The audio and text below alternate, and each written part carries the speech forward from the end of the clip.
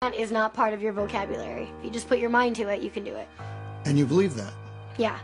That's the crazy thing is if you're never given limits, then you think, I can do anything. And if she could do anything, she wanted it to be this. What she saw her hero, Dominique Moceanu, doing on TV. There was just one problem. Jennifer was born without legs. A devastating birth defect that had led her natural parents to abandon her the day she was born. It bothered me to think that there was a little girl that was left at the hospital and she had no legs, so I thought she needed a family that would love her and take care of her. Sharon and her husband Gerald brought her home to the tiny town of Hardinville, Illinois. Population 50, they say, if you count the dogs and cats. They decided to raise her like they raised their 3 healthy sons, with no limitations and just one simple rule. Never say the word Can't. You said, I want to be a tumbler. You didn't have legs. Right. You kind of need those, most people think, to tumble. Well, think again. The girl who wasn't allowed to say can't was on her way to becoming a genuine gymnastics champion. She started at 7 on the trampoline with her dad.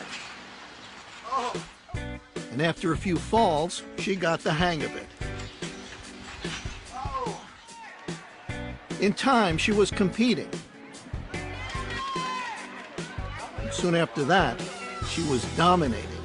And by high school, Jennifer Bricker, are you ready for this, was the tumbling champion of the state of Illinois.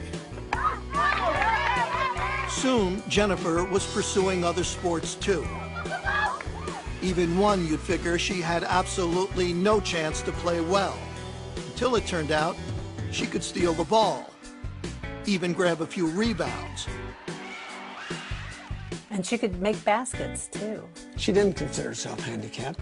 She was talking to some friends one time, and one of them said something about her being handicapped. She said, well, I'm not handicapped. And they said, well, you have to use a wheelchair. She said, just to keep me getting dirty.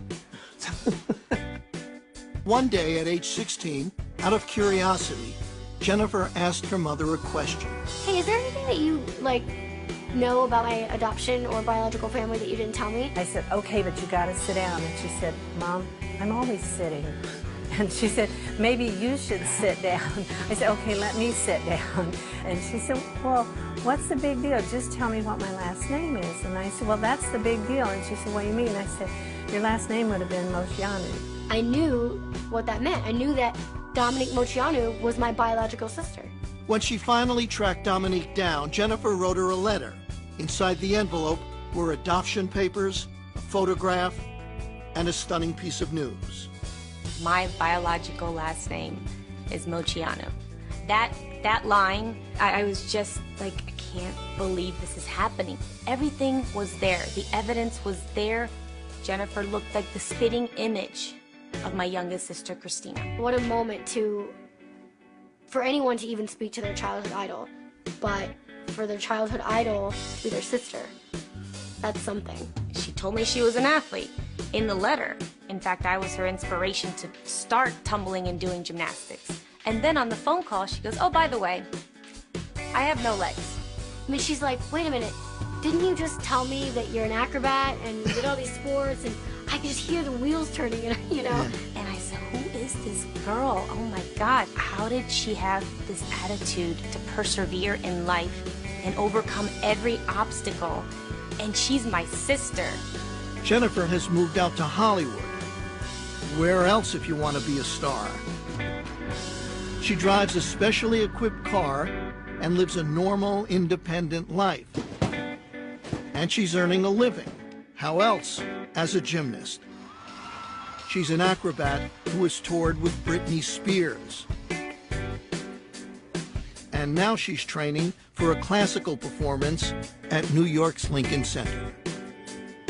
We got to go to Ohio and got to watch her perform. The audience just went crazy. They stood up and they were whistling and screaming and clapping and all this, and I was blubbering. I was sobbing because it was so beautiful, and it's like, oh my goodness, that's my baby. The baby who was taught early on never to say the word can't.